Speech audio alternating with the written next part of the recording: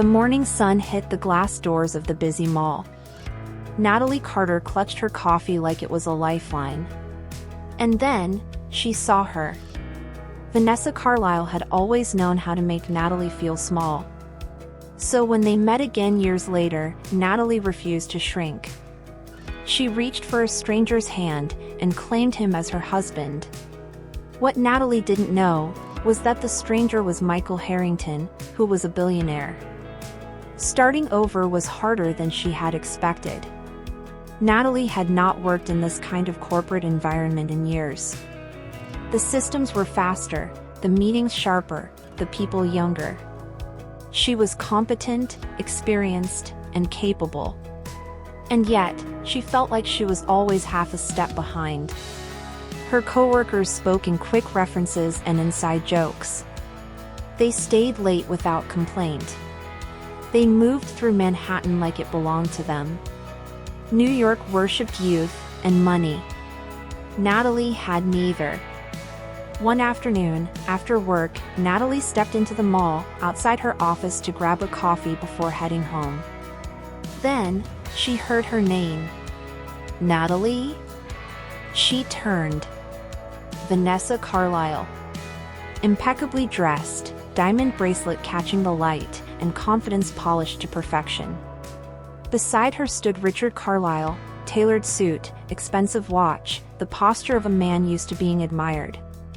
Vanessa's eyes traveled slowly over Natalie.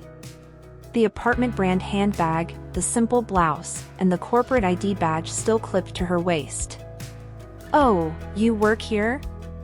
Vanessa asked lightly. The tone was gentle, but the meaning was not. Richard glanced at his watch.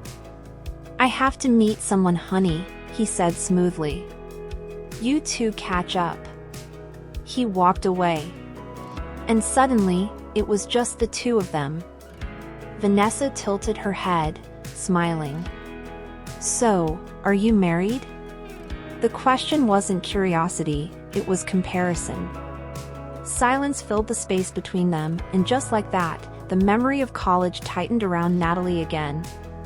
Lecture halls, group projects, whispers that weren't quite whispers. Some of us are meant for bigger lives, Vanessa had once said, adjusting her designer bag. Natalie had laughed back then, but she had gone home and cried. Now, years later, the old self-doubt brushed against her, but she didn't step back this time. She turned slightly, and that's when she saw him. Walking toward the building entrance. He was the man from the elevator. Composed, quiet, unreadable. She remembered that brief moment days ago in the elevator. Their eyes met, and she noticed the way he carried himself, not arrogant, just quietly assured. She had seen him before, so she knew that he worked in the same building. In that split second, she felt safe, not because she knew him, but because he hadn't looked at her the way Vanessa just had. Before she could overthink it, Natalie stepped toward him, and her hand reached for his, warm, steady. She looked at Vanessa. "Yes," she said calmly. "I am." She tightened her fingers slightly around his hand. "This is my husband." The man doesn't pull his hand away. He looks at her, not confused, not annoyed, just studying her for one long second. Then he turns to Vanessa. "Hi, I'm Michael Harrington," he says calmly. "Pleasure to meet you." His voice is steady, controlled. He plays along. Vanessa stiffens. There is something about him, something expensive without trying to be. Composed, powerful, completely unbothered. Vanessa forces a smile. "Well," she says lightly, glancing between them, "you two don't exactly look like a match." Her eyes settle back on Natalie. "I do hope you shared your background before getting married," she adds softly. "These things can matter, later." Her smile never falters. "Anyways, I'm getting late." And with that, she walks away. The moment Vanessa disappears into the crowd, Natalie lets go of his hand. Panic rushes in. "I'm so sorry," she begins. But he doesn't look angry. Instead, he says quietly, "I don't know why you did that, but I assume you had your reasons." A small smile, and then he walks away, leaving her standing there, heart racing, cheeks burning. That night, Natalie barely sleeps. She replays the moment again and again. What had she done? Why had she dragged a stranger into her insecurity? She had built a life on being responsible, careful, and dignified. And in one reckless second, she had lied. The next day at the office, everything feels normal on the surface. Young coworkers laughing, fast conversations, endless emails, but something inside Natalie feels fragile. Still, she works harder than before.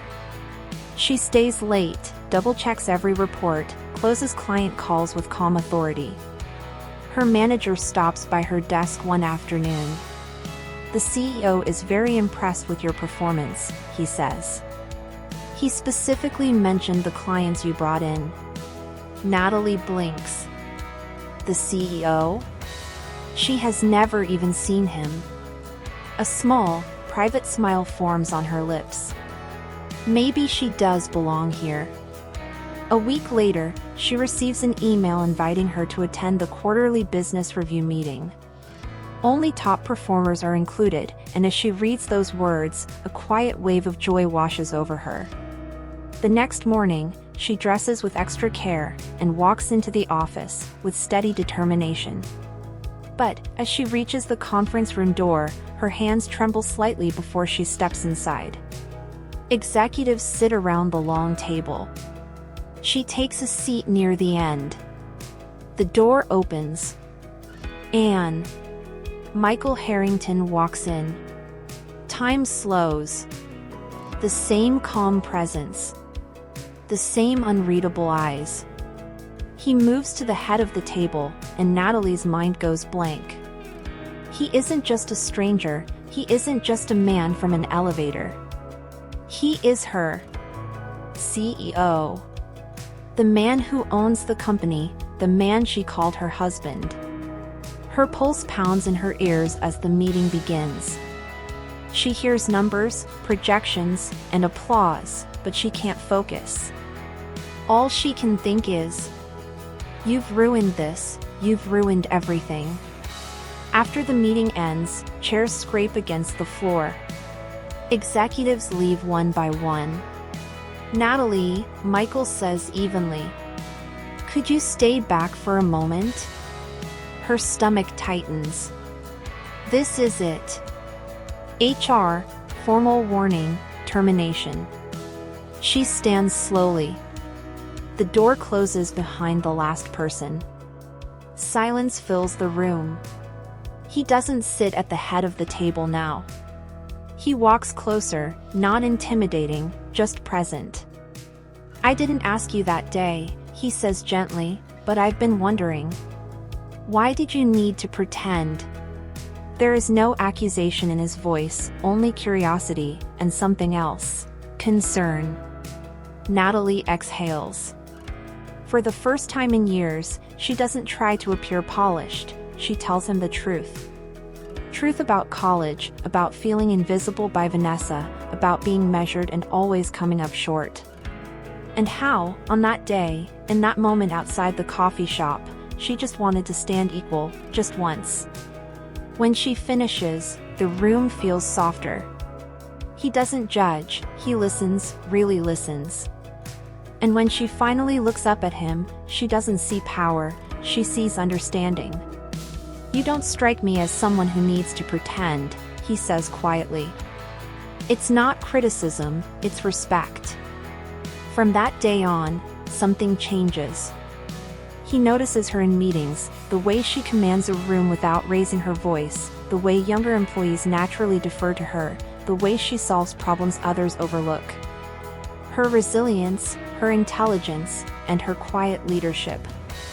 And slowly, without either of them planning it, The lie that began as self-protection starts turning into something neither of them expected.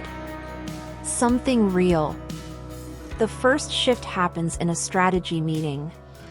A senior executive interrupts her mid-sentence. With respect, he says lightly, that approach might be too conservative. The room goes quiet. Natalie feels that old instinct, the one that tells her to retreat. But before she can respond, Michael speaks. Let her finish. It's calm, not sharp, not angry, but firm. The executive leans back. Natalie continues. This time steadier. When she's done, Michael nods slightly. She's right, he says. We move forward with her proposal. That moment feels monumental to Natalie. Someone in power didn't just allow her voice, he backed it. The second shift happens a week later. They are alone in a smaller conference room, reviewing numbers. Michael suggests accelerating a client acquisition timeline. Natalie studies the data quietly. I disagree, she says carefully. He looks up, as most people don't disagree with him. She doesn't flinch. If we accelerate this too quickly, she continues, we risk long-term stability for short-term growth. Our strength has always been sustainability. For a moment, there is silence between them. He studies her, not irritated, but impressed. After a moment, he nods. Walk me through your reasoning. She does, and by the end of the discussion, he adjusts the strategy. Not because she pushed, but because she was right. When she leaves that room, walking back to her desk, she feels something unfamiliar. The space between them feels different now, steady, but charged in a way she can't quite name. And long after the meeting ends, that awareness refuses to fade. The third shift is quieter. Late evening, when most of the office lights are off. She's gathering her things when she notices him standing by the window overlooking the city. You're still here, she says. So are you, he replies. There is no hierarchy in the tone. Just two people tired at the end of a long day. He glances toward the nearly empty cafe. Do you have a few minutes? He asks, not as her employer, just as a man who doesn't seem ready to leave. She hesitates only a second. Then nods. They take the small table by the window. At first, the conversation stays light, safe. The coffee is lukewarm. The mall lights dim outside. And then it shifts. They don't talk about work. They talk about winters that felt longer than they should have. About what it means to grow up with less and pretend it didn't shape you. About the quiet pressure of expectations, the kind that never announces itself but is always there. He admits, almost casually, that being at the top can be isolating. She confesses that rebuilding at this stage of life can feel terrifying, like standing on a foundation that hasn't fully set. There's no pretending in either of them. For the first time, she feels at ease beside him. And when their eyes meet this time, she doesn't look away, neither does he. From that night on, it isn't about the lie anymore. It's about whether they're brave enough to see where this leads. And then, a week later, the company announces its annual foundation event, an evening where major clients, investors, and partners gather. Michael stops by Natalie's desk that afternoon. I'd like you to attend, he says. She hesitates for only a second. Then she says yes. She has no idea who else will be there. But this time, she isn't pretending anymore. And neither is he. The annual foundation event is everything she expected it to be. Crystal chandeliers, polished marble, low laughter wrapped in expensive perfume. She hesitates at the entrance, unsure she belongs here. Her dress is modest, it is elegant, but simple. No diamonds, no statement piece, just quiet confidence stitched into navy silk. When she steps inside, conversations hum around her. And then the room shifts.